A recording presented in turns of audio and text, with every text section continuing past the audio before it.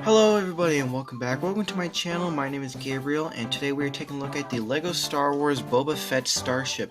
This is set number 75312 for ages 9 and up with 593 pieces. This set was released in 2021 for around $50 in the United States. I got it at Walmart for $40 mainly because they normally reduce the prices for their sets about a year after they're on shelves for some reason. I think that's the case. I'm not sure. I'm just completely pulling that out of my butt. But this is a really cool looking set. It is Boba Fett Starship. The Slave 1 was its original name. They took the name away and they now call it the Fire Spray Gunship for reasons that I will not get into. And honestly, I would have rather they named this set the Fire Spray Gunship if that's what it actually is. But we're gonna open it up now and see what we got inside. Man, that was kind of satisfying. What? Alright, let's see what we got here. I'm excited because, oh, I just chopped off the whole inside of the tabs. Oh well, it is what it is. Oh man, I cannot wait. Oops.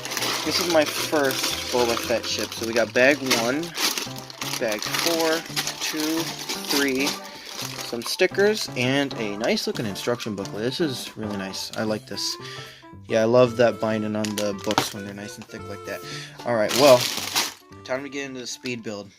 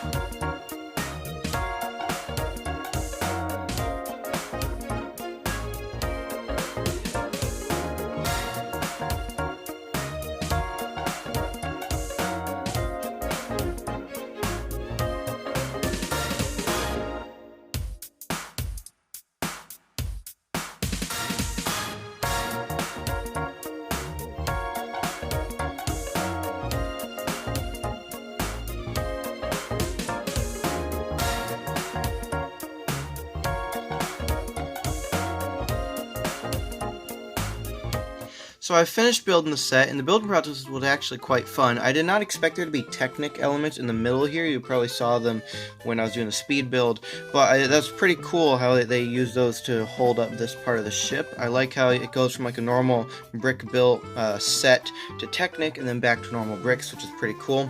There are lots of pretty cool play features with this, and I really like the set. From like a first glance, I absolutely love it, and if you take an even closer look, it looks a lot better. So let's get into that right now, starting with the minifigures. So we get 2 minifigures included in this set. We have the Mandalorian Din Djarin as well as Boba Fett, and some really nice looking new armor that was introduced in this set. So we'll take a look at them in that order.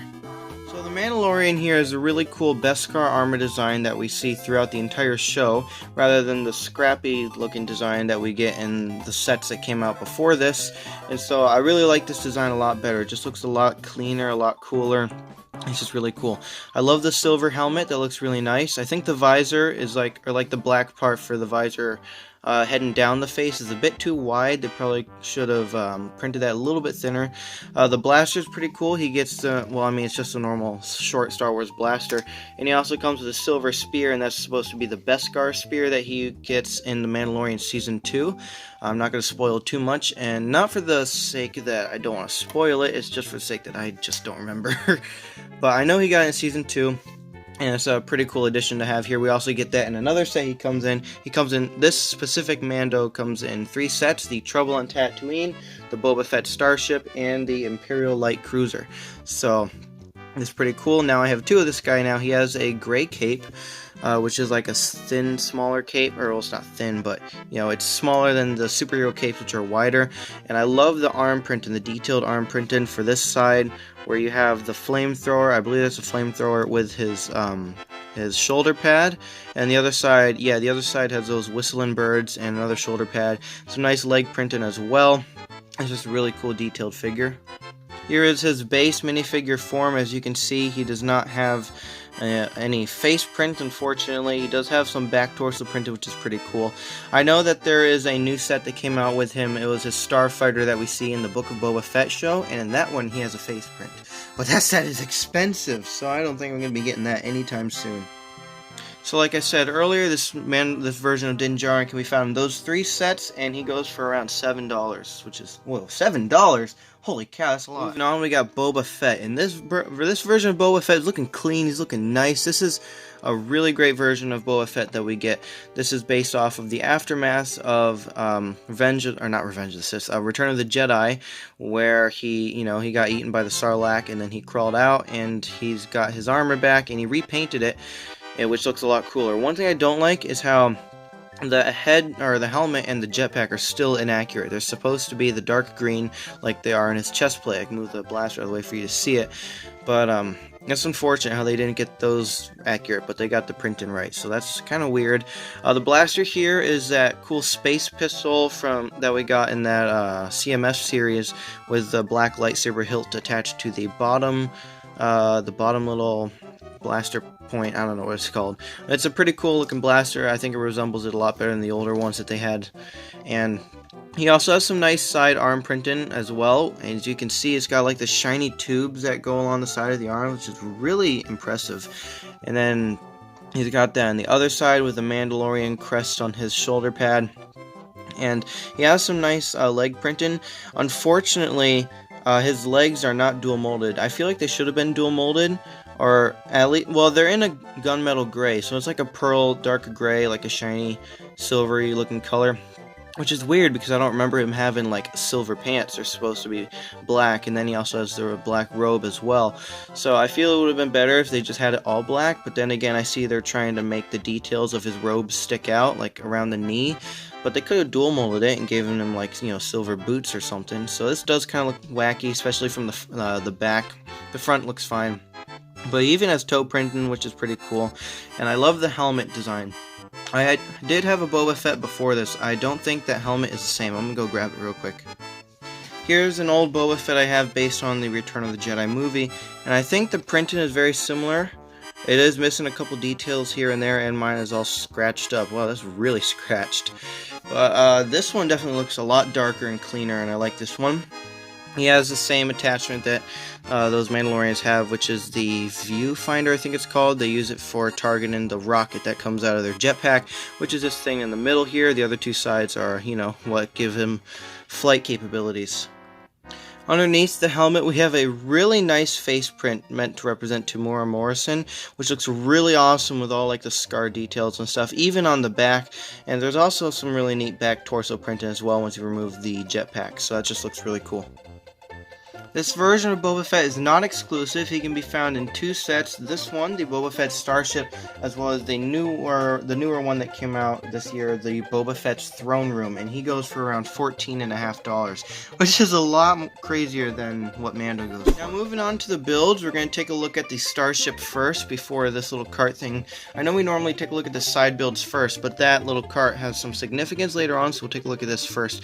This is really cool. I love the design for this ship. It just looks so neat and nostalgic, and I don't know, it's just super awesome. There's some really great details in here with all the sticker pieces right there and there and there and there and there and there and whoops and up there, and they're just stickers everywhere. One thing you do have to be careful for are these studs in the back. These 2 are fine, as well as these 2. It's these ones They're the studs with the holes in the middle. They have them right in the middle of that plate there, of that little spot, and so that doesn't really hold on very well, and it breaks off quite a bit. But you could easily just move it down like a stud to like right there, to where it doesn't easily break off. It does look a bit out of place, but if you're having it on display, you're not really going to see the back of the ship, so it'll be fine. One thing that's really cool on the back here is with that Technic stuff that I told you about earlier, if you push on this, a little lever comes out, and this is a handle for you to hold on to the ship and swoosh it around. I might have to angle the camera upwards a bit more. But this is really cool how you can hold it without dropping it or anything like that, so that is really awesome. It is a very tight hold on the ship. It is not going to break off because it is Technic, so those don't break off as normal bricks do. On the bottom we have some really nice gun builds here. Whoops. Probably should be holding on to the handle. We have some really nice gun builds here, which are just using those like lightsaber pieces in black. These move up and down, they swivel side to side. I just like to have them in the middle here. It's kind of hard to line them up, but once you get it, you got it. There's two stud shooters up here that shoot red studs. You know how those work. You push on the little thing and you shoot them. Or, well, and they shoot, and they hit their target if you hit it. What am I saying? I'm messing up my words again.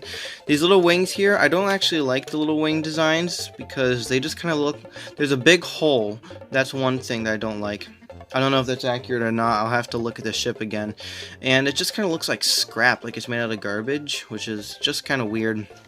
The cockpit opens up here, which is really nice. You can see the interior there, and there's a printed piece for you to command the ship. And so you can sit Boba Fett in here in multiple different ways. So you can have him sitting down like this, which is not really how you're supposed to have him sit. I don't know if it'll fit though. Can you close? Yes! Okay, that's awesome. You can close the top like that, but then again, he'd fly sideways. So there is another way for you to sit him in there, and that's where you put his legs on these studs and sit him up like that. And that's how they want you to sit him. And if you do it like that, you can actually hide his gun underneath him while or his blaster or whatever, while he's flying the ship. So that's really cool. There's a little cargo compartment here, and this little flap, you lift it up. Let me angle the camera down a second. And underneath here is a Gamorrean guard frozen in carbonite. So that's a pretty cool detail. It's a stickered piece, unfortunately, but you can just slide that in there and close that. You can take it out and close it anyway if you want. I think, yeah, they both close the same way. It doesn't really hinder anything, so that's pretty cool. So overall, yeah, I just love the details on the ship. It just looks super cool, and it's affordable, and yeah. Moving on to the side build, which is just a little cart. It doesn't really look like much unless you put it to use. So what you need is you need someone to drive it, obviously, so you can stick Mando in here to drive the little cart, and you lift up the ladder, and then you take out your little Gamorrean piggy, and then you slide him in here and close the cage on him, and now you can transport him along. Another thing this is made for is for play, or you can use it for play like that, for, you know, transport and stuff, or you can use it as a display stand for your ships. What you do is you take this little part right here and you line it up there, and then you take the ladder and you put it right in between there, and now it stands up on its own for you to put on display. That is insane. The fact that this small set is not like a UCS set. UCS stands for Ultimate Collector Series, if you don't know that. It's not like one of those that requires a stand. It's just a little playset that comes with a stand, which is just amazing, and I love that. The box is a square $40 box size. Up top you can see the Mandalorian in his little scrap armor, not really the Beskar armor.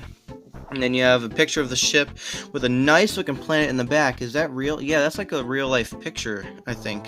That's not even like animated.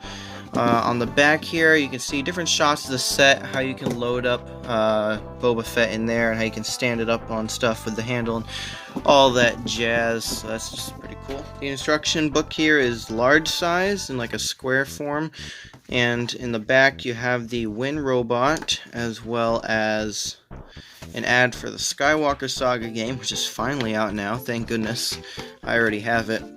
And you have an ad for some sets, which is weird because you don't really have or because it has these minifigures here, and it tells you that they come in some sets, but they don't show all the sets here. So this one is the Imperial Light Cruiser. That comes with these figures down here. That's the Boba Fett Starship. That comes with these figures. That is the Imperial Transport, or whatever that is. That comes with those figures, and that's the Trouble on Tatooine. Those figures aren't even up here. But you do have the figures for the Bad Batch shuttle, the figures for the Duel on Mandalore, and the figures for the Mandalorian Starfighter, and these ones for the Mandalorian's Armory, or something like that. And there are no other ads. It doesn't show those sets, so that's weird. On the front here, you also have an ad for the Build Instructions app. Now, to put it on display, I'm definitely going to display the ship, but I don't think I'll put Mando up there because I already have a Mando. So if we move over to my Star Wars shelf, I did move some things. I didn't update it, but I moved my city down here, as well as my other city stuff. So I got my creator and friends, and stuff like that. I moved Lightyear up there, and I have space for a new theme, as well as space for a new theme over there. Actually, no, I was thinking of putting something else there. I'll show you guys in a future video of what might go there. But here's my Star Wars shelf, and I was thinking of putting it here in like the Tatooine display area. But since I don't need the Mando that comes in that set, because I already have a Mando right here and his little Razor Crest, as well as a little customized one here with Grogu. What I did with this guy is I put his jetpack on. I took the jetpack off of that one there, and I think I could just I don't know, maybe I move the Sarlacc over a bit and move this over as well. I could fit it right here. Yeah, that'll work. Yeah, I'll do that. Yeah, let me just, alright, yeah. And there we have it. I definitely had to move a lot of stuff, and now there's a big open space back there. But I'm not really happy with it, but in the future I might move it if I want to. I was thinking of packing away the Tusken area, but then again, actually, hold on, let me try something. That seems to work a lot better. I moved the Tuskens over by Obi-Wan's hut, and I put the Boba Fett ship with the Mandalorians. Now I have a little Mandalorian corner, which is pretty cool. But that fits a lot better, so I think I'll do that. And it looks really cool. I'm gonna recycle the box. I can't fit it up there, so yeah, that's unfortunate. But overall, I really love this set. It's a small version of the bigger ships, but it's small enough to where it still has a lot of detail, which is really cool, and it's affordable, and I really love that. And I love the cool minifigures that come in it, and they're pretty expensive, so that's also a plus side to that. And yeah, I'm just really happy with this. The only thing I don't like is how those studs in the back keep falling off when you try to hold the handle, or how these wings kind of look like, you know, like they could just crawl out of a dump. That's the only problems I have with it. So, oh, and these guns as well, they're a bit flimsy. So yeah, I guess I'll give it an 8 out of 10. Let me know down in the comments what you guys rate this set. And let me know if there's any other Star Wars sets you would want me to review. And with that being said, I'll see you guys in the next one. Bye-bye.